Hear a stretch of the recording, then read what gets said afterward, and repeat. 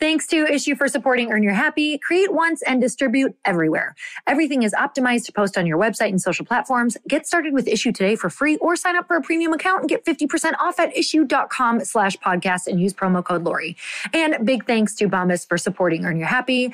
Bombas makes socks that are comfortable and look great with a wide variety of options. And for every pair of socks you purchase, Bombas donates a pair to someone in need. Go to bombas.com/Lori to get 20% off your first purchase. When whoever is the person that's leading the dialogue is in it, they comprehend these things. They know terms that you don't yet know. And because of that, they're using those terms not to belittle you. It's just how this industry speaks. And just having the confidence within yourself to say, I'm sorry, I'm not following. Can you pause and explain that to me? Is half the battle.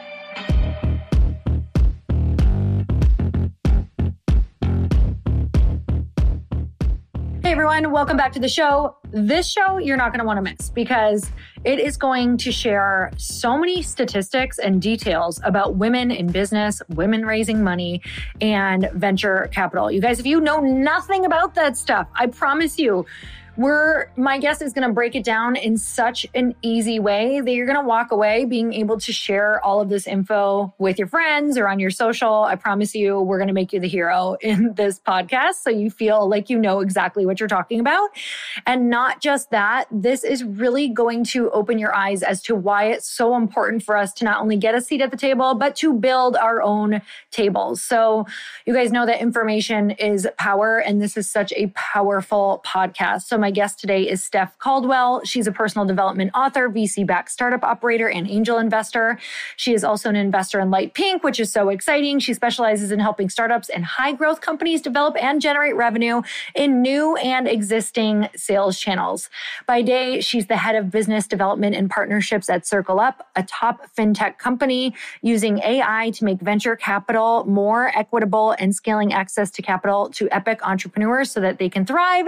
And by night, she is the host of PM School Podcast, which is an inspiring podcast. It's pretty much how I'm building this style. And it's a podcast that inspires the next generation of women entrepreneurs by bringing them behind the scenes with inspiring founders to hear all of their incredible stories about how they scaled their businesses. You guys, let's get into the show.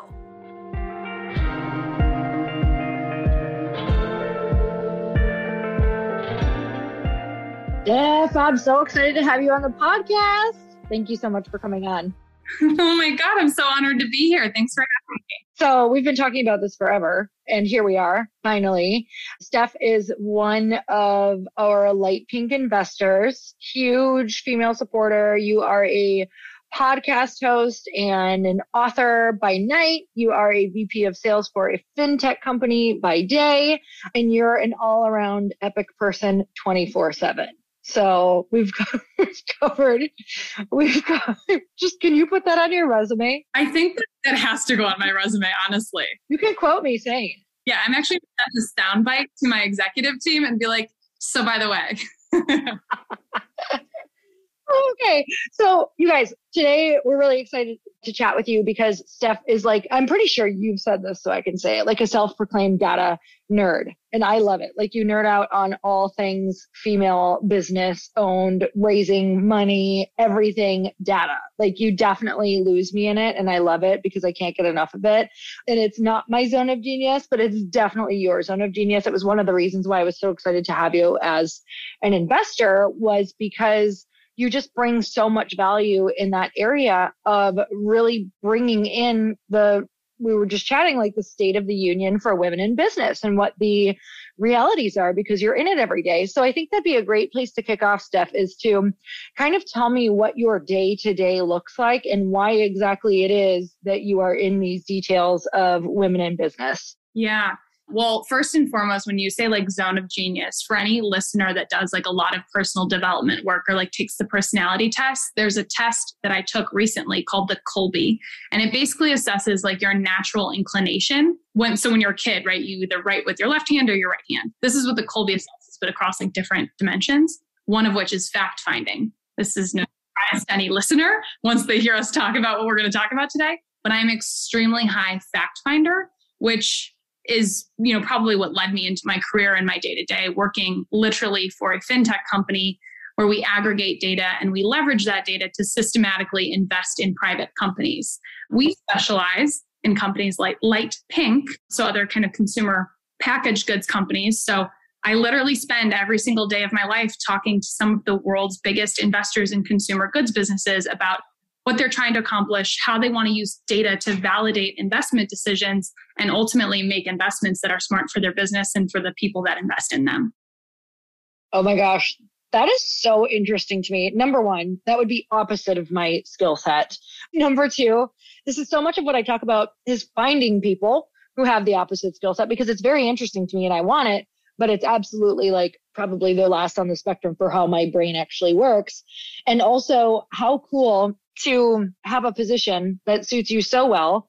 And also that companies are using this and really looking at all of the data, which then brings me, Stef, to this point, because data feels amazing and it's grounding and it really helps in the biggest way, that it's literally what you do. I also think data tends to be a bit more of like a masculine energy, like a very factual masculine energy. So I'm curious for you, just kicking it right off the gate, like how much do you take into consideration the data, but then how much do you also feel out in the world for companies and decision making is also kind of gut and kind of looking at the future of what we think trends are and things like that? Well, you're also talking to a Pisces. So I'm also like very intuitive, right? Go with the flow, like intuition, high empathy. I think at the end of the day, people are irrational beings. We make decisions on emotion and then we back them up with logic. And my favorite decisions, right, are ones where like I intuitively know this is an F yes. And then I go and find the data that at a macro level and a micro level, like informs that decision. And so like when you have kind of that trifecta of like, this feels good at this level, this feels good at a much higher level, and this feels good intuitively, it's like that's magic to me. That is such a killer combo. I'm a nerd. I'm a self-proclaimed nerd Pisces. So I guess that's my way. And I think a lot of people probably resonate with that too. Okay. So we are talking about all things women in business. So you guys, for anyone, it doesn't matter if you have started a business, if you're thinking about starting a business, if you want to raise money but know nothing about it, if you just want to know like the state of the union of what is actually going on out in the world, we have Stef on here to talk all things statistics and data. So you're going to be, just wait for it, because you're going to be the smartest friend in your friend group about women in business after this. So just listen to everything Stef says, write down like 3 points you can put on a napkin and be the most interesting person at the table. Okay, Stef, we're ready. We're ready. Either they're going to be the smartest or the most annoying, because I'm constantly the friend at dinner that's like, I've got a stat for that. I've got a stat for that. We're like, shut up with your stats. Let's just eat scallops, okay? Oh my God. No, I would love it. I'd be like, tell me a stat. Tell me how many women like scallops, like in the world, who own a business. I'm going to have to look that up afterwards. Okay, so let's chat about it. What is happening? Tell me the state of the union for women in business, starting a business, all the things. Yeah. State of the union, I would say, is this. Let's start here. 57% of women say that they want to start a business. And the majority of them say the reason why is they want more flexibility, they want to be their own boss, and they want to show other women that this is a possible path for them, which I think is beautiful. Yeah. That was such a huge reason for why I wanted to do this. That was a major driver, maybe over some other things. Do you think we should tell them that it gives you less freedom? It's basically like you think that you're going to have so much and then you realize, no, this is my entire life and there's no boundaries because I've committed to this path. But you're happier. But you truly, I think most people, once we kind of figure that out, I had to figure out the boundaries and all of that stuff, but you do get to decide what you are working on. So yes. Okay. So that was 57% of women want to start a business. Yeah. So if you're sitting at a table with 3 girlfriends, 2 of them want to start a business is like the stat on that. Wow. What have you found just in your conversations with entrepreneurs? I know you have your side hustle as well. What do you think are some of the reasons when you really get into the nitty gritty that women don't start businesses? I think it's fear of failure. I think it's feeling like they don't know how. And I also think this is like the dirty word, but it's money, right? Like we are naturally risk adverse as a gender. I think I fundamentally do believe that that is true. Like we have so much more to think about in starting a business and the impact that that will have on like our livelihood and the livelihood of those that we care for, that money really is, I think, one of the biggest barriers to deciding whether or not we could go on our own and create value for others, but also create income for ourselves. Oh, I think that's so true. And I've been spending a lot of time just thinking and writing around the idea of how we expand our risk tolerance, because I really think that that is our Achilles heel, because we do think of so many different things. So that's kind of what we're going to chat about today, is also funding. So, all right, I'm going to let you roll with it. So you also talked about women are starting 40% of business, but I'm going to let you roll with some of your stats. So you go to town. Yeah. Well, thank you for just like giving me this soapbox to stand on and share the juice with the ladies. Here's the deal, ladies. I think that this is really cool. Women-owned businesses in America generate more than $2 trillion in revenue. And $2 trillion, like that's a world economy, right? Like there's countries that generate less GDP than 2 trillion. That's pretty insane to think about, right? Like if we formed our own little like country, that's a thing. However, 2 trillion is only impressive when you don't have anything to compare it against. 2 trillion in American revenues is less than 4.5% of total revenues generated in this country. And that's pretty much nothing. Wow. Okay. So say that whole stat again. So it's women own 40% of businesses. Women are starting 40% of businesses, generating 2 trillion in American revenue, but that's less than 4.5% of total revenues. Okay. And that's per year. Yeah. According to the source that I pulled this one from. All right. So tell me why this matters to you. Why this matters to me is like, so when I wake up every day and I think about what I want to do, this is going to sound kind of crazy, but I think about how we close the gender wealth gap in half the time. So the stat out there on this is that it'll take 208 years for women and men to have the same amount of wealth. So to close that gap, 208 years. I'm like, okay, who do I know that's 208 years old? And then I realize it's not my generation, right? It's multiple generations away from having that level of equality between our genders. And I'm like, what? Like it's 2022. Like this is absolutely absurd to me. And so when I think about like, what is the best vehicles that we have to close the gender wealth gap in less than half the time, right? So that my daughter could be at the level of her male peers. And I'm not pregnant. I don't have a daughter. I don't even have a son. But like, these are the things that I think about. I'm like, what would it take? And when you think about like the vehicles that we have for wealth accumulation in this country, we can invest our time and we can invest our money. And in the future, I think we'll be able to invest our data. So let's put data aside for now. Well, let's say that we've got our time and our money. Well, we make less money than men in corporate America. So even if we're investing at the same rate as our male counterparts, we would still end up with less at the end of the tunnel, right? So then there's, where do we invest our time? Well, we can invest our time in other people's vehicles that are only going to pay us so much and allow us to invest so much, or we can invest our time into things that we create. And we can create things that have exponential value and therefore kind of allow us the capital means that it takes to invest that money to realize kind of the gains that our male counterparts would gain. And to me, that is like the most beautiful thing about entrepreneurship, the most beautiful thing about being a woman and looking at that as a means for spending your time in life.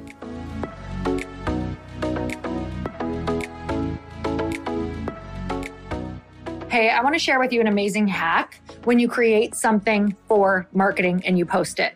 So when we just post on one platform, we're missing out on so much visibility if you only share it in one place. So we want to be hitting every single medium possible, and don't let reformatting or resizing deter you. I have the exact solution you need that we have been loving, and it is Issue. Issue is the all-in-one platform that creates and distributes beautiful digital content, from marketing materials to magazines to flip books and brochures and more. Issue elevates every piece of content you make by putting it in an easy to view format that looks so professional and so beautiful. I'm being so honest when I say that I am obsessed with it because we used it for light pink well before they ever became a sponsor for this podcast. If you guys looked at our light pink cocktail book or holiday gift guide, then you've gotten to already see how beautiful Issue can be. You should also know that, yes, I'm going to toot my own horn here, that those two creations were freaking beautiful. And it was such a fun labor of love to put the cocktail book and holiday gift guide together for you in Issue. And if you love them too, don't worry, there'll be more and you can now make your own too. My favorite part about Issue is that it also works seamlessly with tools you already use like Canva and Dropbox, and every piece of content you make displays properly on any device. So all that hard work and effort you put in won't go to waste due to a jumbled layout on a phone screen. Did I also mention that Issue is free? Get started with Issue today for free, or if you sign up for a premium account, you'll get 50% off when you go to issuu.com/podcast and use promo code Lori. That's issuu.com/podcast and use promo code Lori at checkout for your free account or 50% off your premium account. That's issuu.com/podcast with promo code Lori. Okay, so you said, thinking of your future daughters, if you decide to have them, thinking of our future females in the world, you said, what are the best vehicles? So right now, if you were teaching them exactly what to do, what examples would you use and what would you tell them to do with their money? First and foremost, I would say for every dollar that you earn, look at ways that you can put that dollar to work for yourself. And put that dollar to work in so many different ways. Like, it's actually pretty incredible. We live, I think the majority of your listeners live in America, right? You can put it in the public markets, right? So invest in companies like Sweetgreen. Like, I love Sweetgreen. They get all of my money. Why would I not? Same. Oh my God. Yes. So you can invest in individual companies. You can invest in portfolios of companies. You can invest in indexes that track kind of how companies overall within our economy are moving. Talk to a wealth manager, a wealth advisor on that. Second thing you can do is you can start your own company. What you'd have to believe is that dollars invested in your own company are going to give you a greater return than those same dollars invested in the public markets. You could believe that, you don't have to.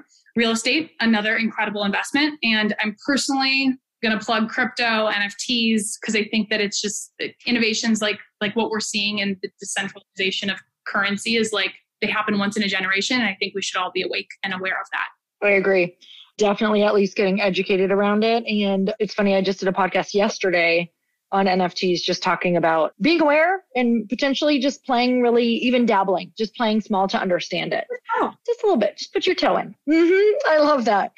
Okay. So more statistics. I know that you came on here with just a page of things that we were like, how do we get all of this info into some beautiful bite-sized information to really have women understand what's going on and why we need to invest, why we need to start businesses, and why we need to make more money than what we actually think right now is possible for ourselves?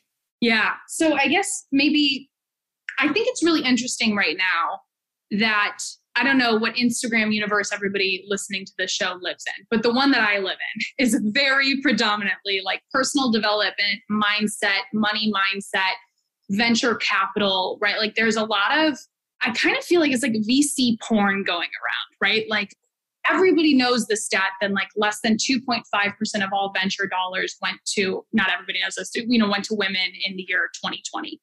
That feels like this huge issue to us, right? We're like, how is that possible that like 98% went to the other gender? And it's really easy to be up in arms about that number. And then you look at the fact that less than 25% of women founders actually go and seek out venture capital. And it's like, okay, think about the funnel, right? 25% go and seek it, 2.5% get it. It's like, not that wild, right? The conversion percentage through the venture capital funnel to me. So there's that, right? And then on the other side of the equation, this is like a really positive side of the equation. In 2021, more female-founded unicorns were minted than ever before, and it was quadruple that of the prior year. Meaning, women-owned businesses with valuations at over $1 billion were quadruple what they had been in a prior period. That's a really exciting stat to me. So anyway, Not a lot of women seek venture capital. Not a lot of venture capital goes to women. And yet, when women are receiving these types of investment in their businesses, they do actually outperform those businesses that do not have at least one female founder on board. Okay, let's talk about this, because I think that maybe some people who aren't in this jargon yet maybe have even gotten a little bit lost. So let's just rewind. Okay, so you have an idea for a business, but the business potentially that you're thinking of requires a lot, or let's just not even a lot at first, right? If you want to scale, then we can talk about the steps of like, here's where you might want a VC to come in. But if you have this idea for business, here's how you can get money. Maybe let's back up and start there. And before you even go with that, I just want to say, I think that women, and this is not, I think, you just literally gave us stats around this. We're not even allowing our brains to think of some of these bigger opportunities or dreams because we haven't seen, or it hasn't played out for us, or we don't have someone in our lives or role models around us. We don't see how women are getting this money. We don't know the conversation. It all seems very hush hush. It seems behind closed doors. It seems like that's for the smart girls. It seems like that's for the girls who have that network, but it's not for us. This is not a normal conversation that's in my friend groups. This is not a normal conversation that was ever in my family. This is actually like feels so far outside of what's possible for me that it scares me. So let's start like normalizing that conversation, because you're in it every day. Like literally, if I ask you questions, things that don't feel possible for others feel very possible for you because you are in the conversation daily. So let's start bringing that conversation around. What does this look like for a woman who's like, ooh, I have an idea, maybe a beauty product, maybe it's jewelry, maybe it's tech, maybe it's something that you know could change the world, but just feels so far out of your reach right now. What are your first steps on that? Yeah, well, let me point this out, because I want the listener to hear this. I think the first step is stop the conversation the second you feel any amount of intimidation or like you're feeling lost. Like exactly how Lori did just then. And she said, like, stop, rewind. You probably lost a lot of people. Because I think that, again, when whoever is the person that's leading the dialogue is in it, they comprehend these things. They know terms that you don't yet know. And because of that, they're using those terms not to belittle you. It's just how this industry speaks. And just having the confidence within yourself to say, I'm sorry, I'm not following. Can you pause and explain that to me? Is half the battle. I think that's half the battle in life, to be honest. Honestly, we could stop this podcast there. Everything that you just said is the difference between who will go on to understand and be successful and who will not. Like trying to look smart and continuing to nod your head and smile gets you nowhere but back to square one. And I learned that so fast, Steph. It was one of the most humbling things ever. It was like I was on a call with somebody who knew all the lingo and all the things that we're talking about. I knew literally nothing. They were speaking in acronyms. I was like, you just said the alphabet in, all of these different ways, but I have no idea what you just told me. Okay, perfect. So stop the conversation and then just keep asking. You're going to feel like a psycho. You're going to feel like you know nothing. And you're going to just be like, oh, I don't know what that one was either. Okay, great. Yeah. And I think maybe to make me a little bit more relatable to whoever's listening to this is like, oh my God, like what is her deal right now? No, you're great. Are you kidding? You're great. I remember literally, this is less than 4 years ago, and I work in high tech. I was assigned to an account that was, big finance. So it was like Wells Fargo or something like that. And I got on the phone with one of their executives, and I was just trying to create value in the relationship. And they spoke hardcore gibberish at me, yelled at me, and then hung up the phone. And I was like, instant tears. Go to talk to my boss. I was like, I don't understand finance. You have to move these accounts off my plate. Like, I will never be successful in this. And he was like, you will be. This man assumes that you know things that you don't know. You need to stop and ask the questions. And so it was like the ultimate permission slip to me. Like, guys, I'm from the Midwest. I'm not a Stanford educated, Harvard educated person. I played sports in college, went to a very minimal university, and happened to fall into the fact that I wanted more money in the hands of women. And that's how I got here. Right? I'm not smarter than you. I'm not better than you. I am exactly you, just 1 year ahead because I asked a lot of questions. Oh, I love that. And just real quick, when you say you're in high tech, what exactly is that? What does that mean every day? It can mean a lot of different things. Primarily, think software, for me personally, I have worked in artificial intelligence for the majority of my career. Artificial intelligence has a lot of flavors to it. It's not all Alexa or Siri. I worked in a very niche flavor of it, which is irrelevant to this conversation. Great.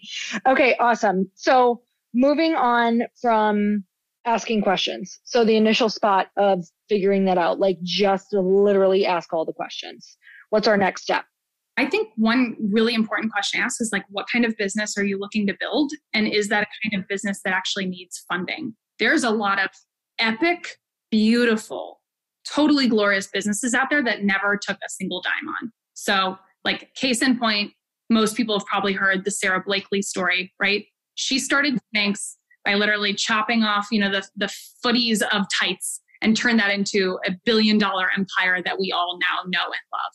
So Sarah Blakely never gave up any, portion of her ownership in that business because she was able to fund it by making money, right? So if you have enough profits to cover how much it costs you to run your business, you may never have to get investors. And I think that that's pretty epic. So first question to ask yourself is like, what kind of business do you want to build? And is that a business that actually requires any outside capital in order to build it?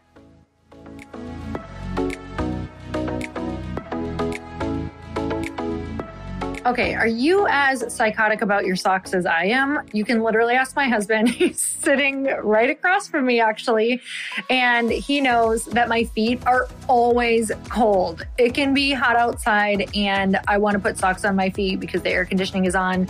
And every single night before I go to bed, it's almost like I forget that I can't sleep without socks on. So I make him go grab me a pair of socks. And I'm telling you all of this because I'm sock obsessed. And that is why I choose Bombas socks. They fit perfectly. I also am a gym fanatic. So Chris and I are walking 3 to 6 miles per day. And I hate when I get quitter socks. Do you guys know what I'm talking about? When they slide down your feet, it's like your sock gives up. Bombas, this does not happen with these socks.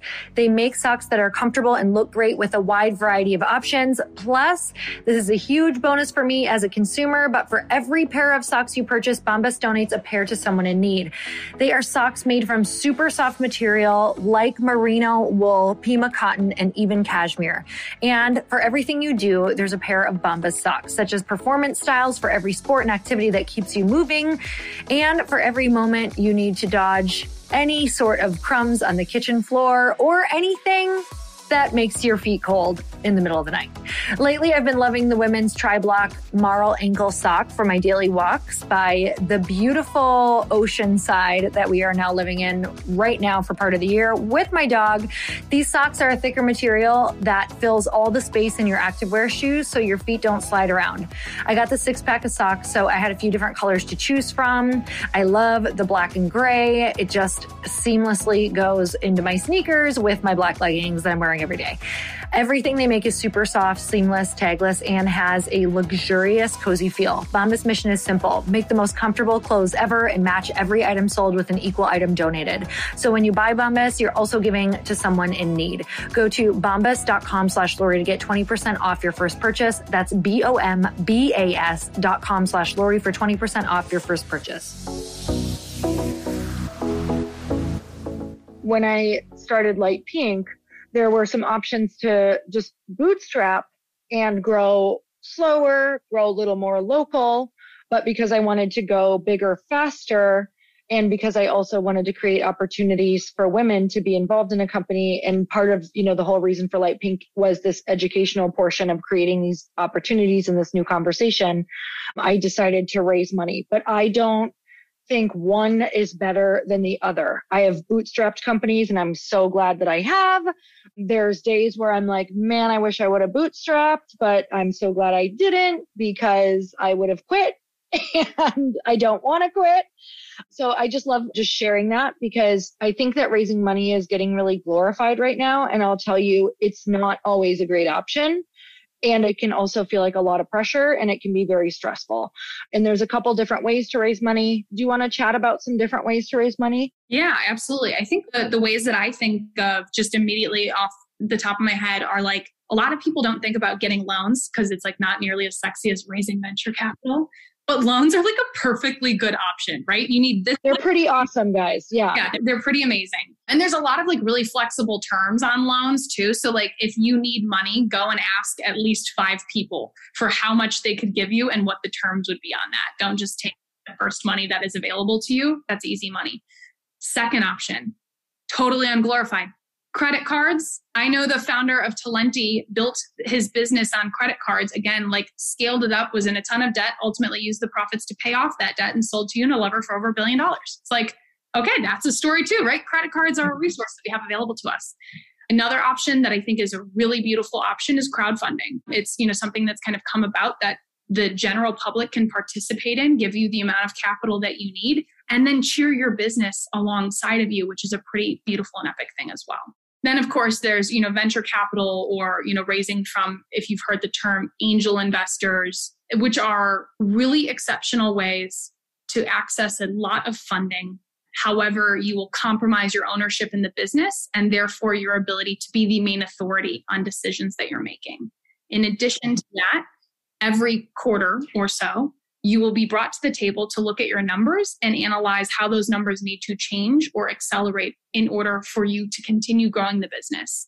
And so these are all ways that you can grow a business. There's no right path. There's like the sexy path, right? Like that we hear about more and more. But again, it goes back to like intuitively, you'll know in your gut, like what type of money is meant for you and what type of people you're meant to take that money from so that you can grow the vision that you have in your heart. Oh, so good. Thank you for that. I think that, a lot of the podcasts we listen to, it's like, oh, they just got $10 million or 20 million or 100 million from this venture capital. But it's funny, are you watching any of the Netflix on WeWork or Uber? They are both on my watch list. I've heard amazing things. I've finished one and almost done with another one. And I'm like, whoa, this is a great education for people who think that they want to take on a lot of venture dollars, which is great. You can see how fast you can freaking grow and get a footprint out there because it's just money. But think about, this is a crazy thought. Like, think about you having an idea and not having all of the experience yet, but having all the money to spend it as an inexperienced founder or CEO. So that's kind of the story of what happens a lot. It's just really, really interesting. So, and not to go on a tangent, but that is a great example of just a lot of the pressure, especially when it's large amounts. They give away so much of their company that they can get voted out of their company. And you have you literally have a company that you have all your blood, sweat, and tears, and you are no longer able to run it. Very interesting. I think maybe to make a comment on that, right? We hear oftentimes in the media, because these are compelling stories, like the teams that totally blew up, right? The WeWorks of the world, the Theranoses of the world. And you're like, whoo, that was a dumpster fire. On the other side of the equation, like the Glossiers, right? Like $1 billion valuation, like gorgeous products, like obsessive customers. What you don't hear a lot about is the messy middle. The companies that raise a ton of money, never figure out who they want to be when they grow up, and who are ultimately kind of forced into an exit equation that benefits literally no one. And like those exist too. And so I think it's important that like the listener hears that, like, again, there's so much hype around this industry right now. At the end of the day, like you need to look at like, what is the lifestyle I want to have? Who are the people that I want to serve? What does it take to do that? And how can I do that on my own terms? And if on your terms means like taking on capital so you can scale this thing to the moon and you're willing to take the risk of it totally imploding, cool. By all means, go do it. We need more people doing that.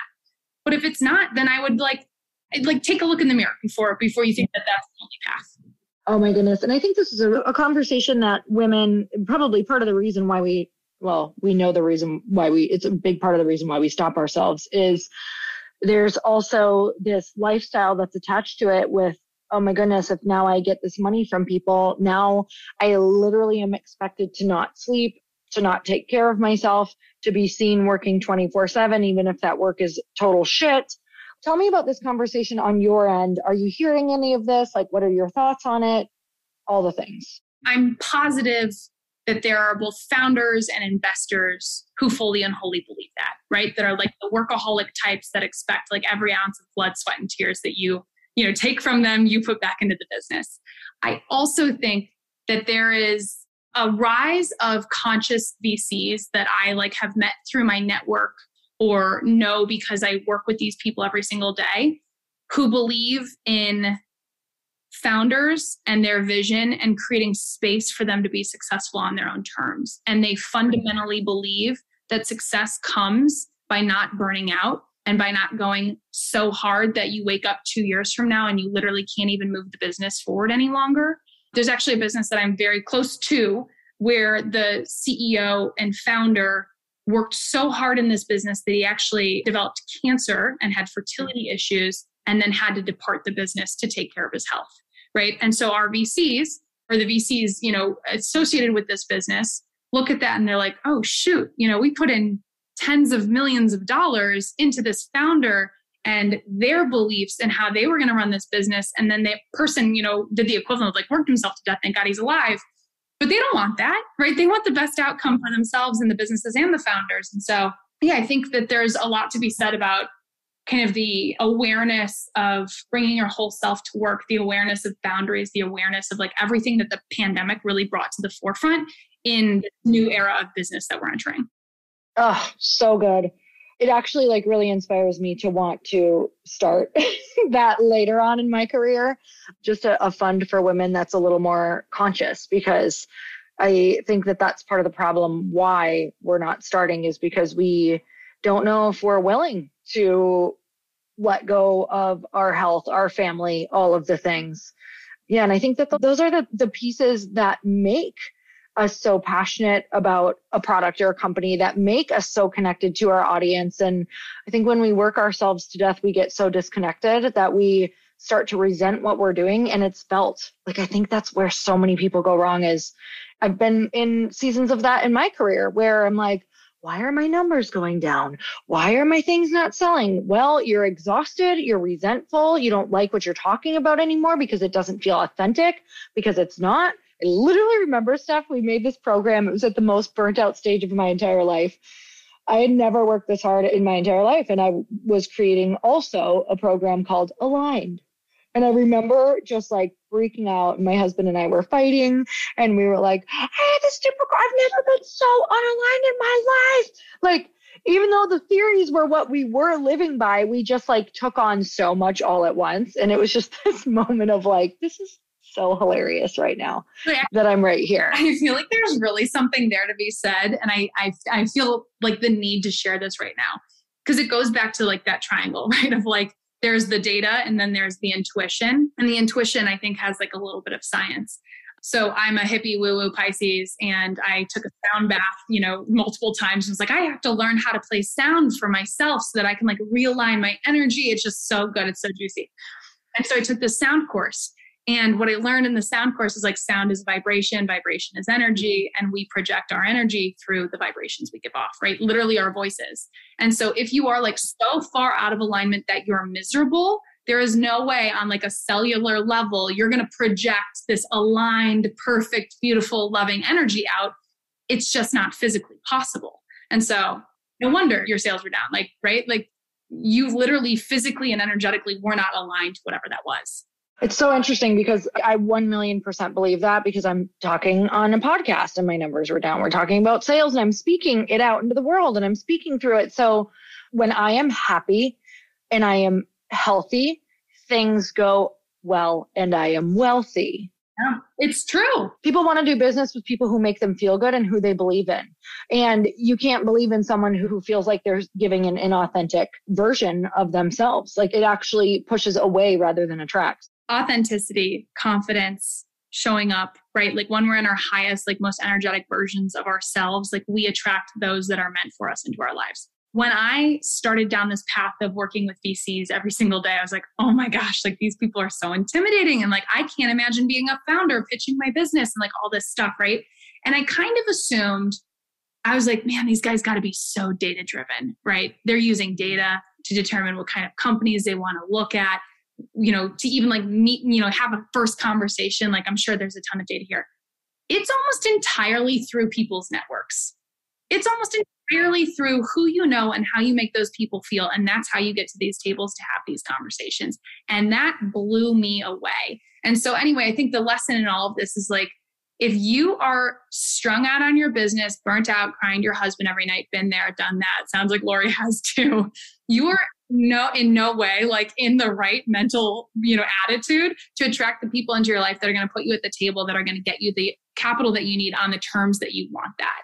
And so going back to your original question, Lori, of like, do you have to put like every ounce of blood, sweat, and tears and every hour of your life into this business? No. Like, don't burn yourself out, because that's not the path to success. I could tangent on so many things with you right now. Oh my gosh. But I want to like literally, this could go on forever with you. So I want to talk about women and pitching, starting to think about, okay, I might have this idea, or I do have this idea, but I'm not really sure. In my gut, I saw it. It feels great. I think it could be awesome. But now when I think about money and pitching, I'm not sure. I don't feel confident. I don't think this idea is going to get out because I just don't have the network or the confidence. How can we get around this? Because this is where I think this is happening a lot. I don't have the people to ask. I don't have the network. I don't have the confidence. Where could we start to at least not bench ourselves before the game has begun? Yeah. I feel like there's a few different ways to break this down. So first and foremost is like, you've got an idea. You don't have a business at this point. You just have an idea. The first thing I would ask myself is like, what is the most stripped down version of this idea that I could produce with the means and the network that I have right now? Example, you wake up and you're like, I want to start an oat milk company that competes with Oatly, right? Like, how in the world would you do that? Here's how I would start. I would buy some oats. I would get some water. I would press that stuff, put it in a jar, give it to my friend for however many dollars she'd pay me for it, and say, what do you think? That is starting a company, right? It's a seedling of an idea. It is a minimal viable product, as we would say in the software industry, but it is immediate validation, confirmation that you have something that's worth pursuing. A lot of times we count ourselves out because we see the big vision of that Oatly and we don't see the hand pressed, oat water. And we think, that's not for me. That's too big. Break it down to the barest studs and see if you can validate your idea with no network, no means whatsoever.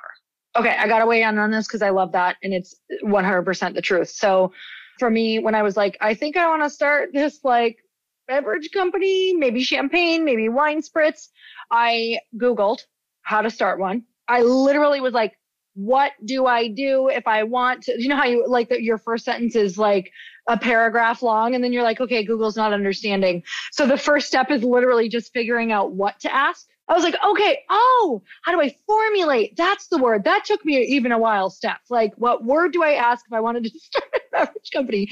So I found this thing after asking Google, how would I formulate? It said that I would need a flavor house. So then I Googled, what is a flavor house? And what kind of flavor house if I wanted an alcoholic beverage? So then I found a flavor house and learned that the minimum for me to get something, anything, for me to start seeing if this was even a thing that could be good, that didn't taste like absolute ass water, I was like, okay, $9,000 to do this. Can I invest $9,000 of my own dollars to start this process? Yes. And this was before I raised money. And this was literally like, is this something that I couldn't believe that I can believe in and that I think is possible for me? Because I didn't want to go raise money or start this company without knowing I could get a product that tasted the way that I wanted. And so to your statement, 1,000,000%, that gave me the confidence and kind of like got me into the language enough to be like, there's something here. Because when my friends had it, they were like, this is something. And that's the second thing is like that first action, whatever that action is. And like you did it this way. The oat milk example that I gave is another way. The founder of Dough, they launched it on Instagram. Like they didn't even have a product. They just put up an Instagram to see like, does the market like it, right? You get likes on Instagram, immediate validation, like you're onto something. So whatever that first action is, that's how you build confidence. Because the second that your dream customer, whoever that is, validates like, ooh, yeah, this rocks. Right? You have like the pep in your step, you need to go and take that next action.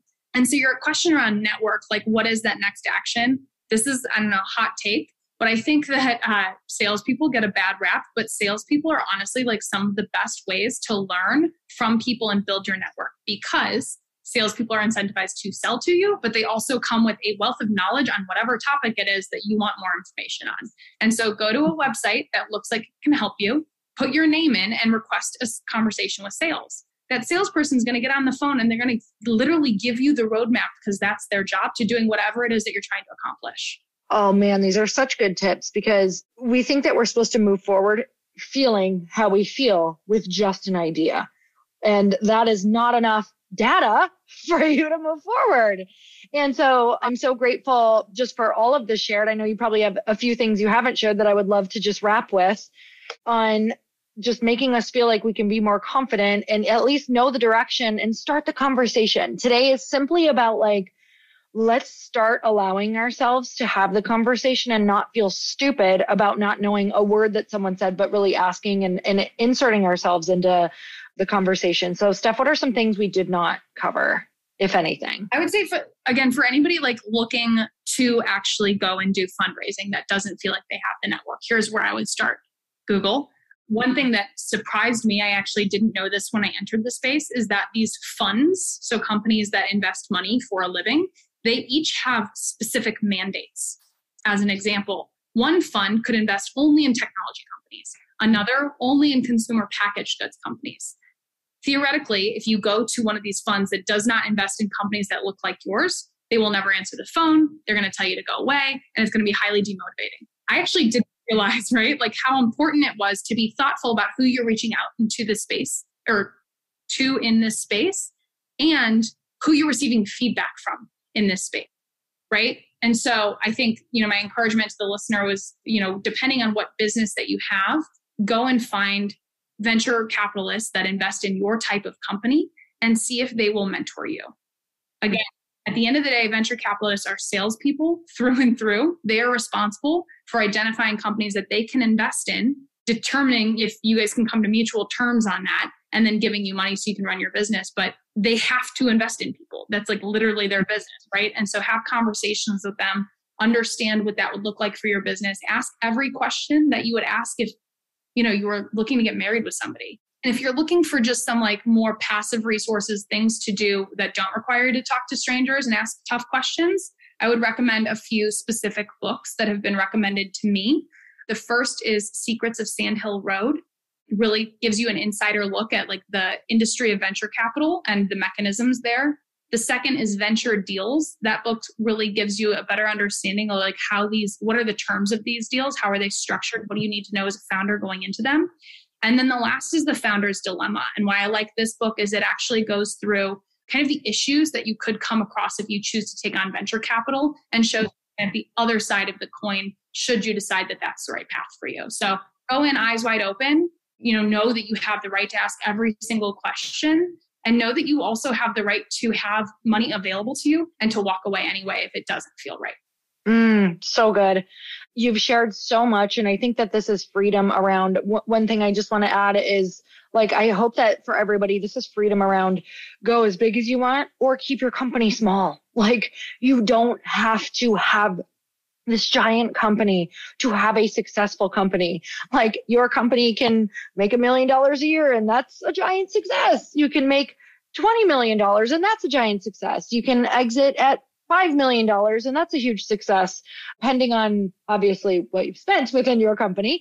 But I just really want to say that within, the area of you don't have to take on all this money. You don't have to have some giant company to start this like dream business. It can start smaller. You can borrow less. You can bootstrap. You can borrow a lot. Like, I hope this conversation opened you up to like, whoa, I'm a person who could actually handle that risk. I'm a person who actually feels really excited about really large amounts of money because I know exactly what to do with it or who to hire to help me run it. So thank you so much, Steph, for coming on. Any last words for our listeners that you want to add? I think just a quick, for anybody that is listening to this and is building a business that is similar to Light Pink, right? So consumer goods business.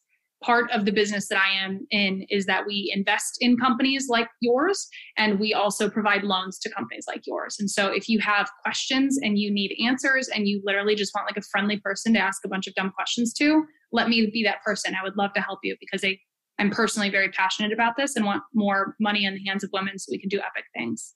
Oh, I love this so much. And Steph, what is your Instagram handle? Yeah, I'm at by Stef Caldwell. So BYSTEF Caldwell, CILDW.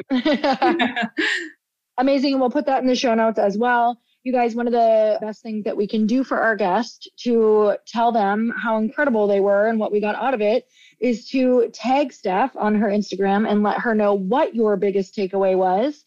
Or as she said, shoot her a message, ask a question, because this is really how we're doing it. We're all just piecing it together. We're all asking people who are a little or a lot ahead of us. And we're so grateful for you for tuning into this conversation. There'll be many more like it. And until next time, earn your happy, everyone. Bye-bye.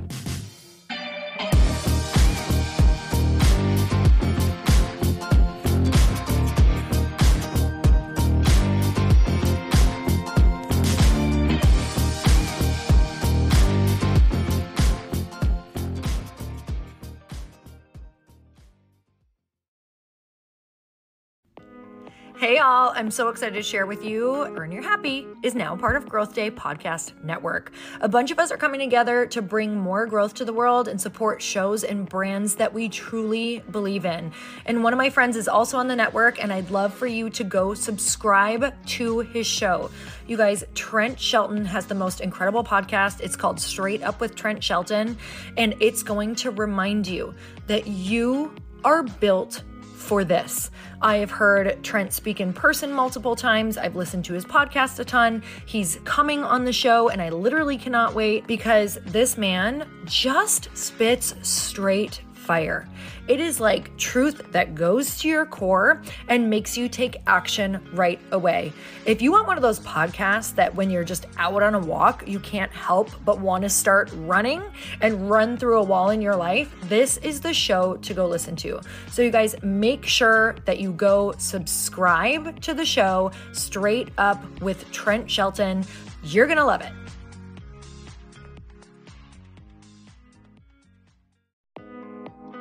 Hey, thanks for listening to the podcast. And I want to make sure that you have my phone number, and I'm not kidding. Did you know that I have a community text number? For real. My phone number is 310-496-8363. This goes directly to my phone. All you have to do is text the word daily to 310-496-8363. And I literally text you every single day, Monday through Friday. I actually just got done 30 seconds ago texting a bunch of people back, and I talk to you all of the time. You guys, people always ask me how I got my community text number and how it works. Well, all you have to do is you can just go to community.com and get your own. Community makes it easy to get a phone number that you can use to build your audience using text. People just text you at your number and they're added to your group. Then you can text them out audios, video links, anything you want. You guys, I text out happy birthday videos. I love to send podcast links, thoughts about life, book recommendations, different events that I'm doing in the local area. Texting gets me out of the noise of social media and directly into your hand. And now you can start texting your people too. Just go to community.com to get your phone number. They give you a 10-digit real phone number, not those weird short codes that look like spam, but it's more than a phone number. Your new number comes with an inbox for SMS and texting. This means you can actually manage your text list from your computer and an app on your phone. You can schedule text to send at certain times and to certain groups. You can even set up auto replies or let your assistant or customer service team answer your text messages via Community's awesome dashboard. Just go to community.com and ask for a free demo. They'll show you how it works and get you your number. It's time to start texting your audience versus just posting on social media. Everyone uses Community for that. So go check them out at community.com. I can tell you it's not just great for communicating with my audience, but Chris and I use Community and our texts to also sell out our launches. I'm telling you, you get such an incredible response because you really are creating a true deep sense of community, and it's so intimate. It's freaking amazing. Go check it out at community.com.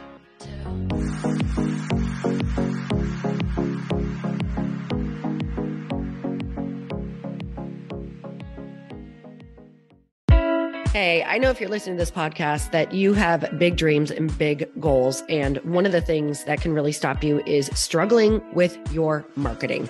Trust me, I have been there. Are you using 10 different systems just to build your online business? Then I want you to try Kajabi. Kajabi helps you build your web pages, set up funnels, and sell your courses, content, coaching, or communities.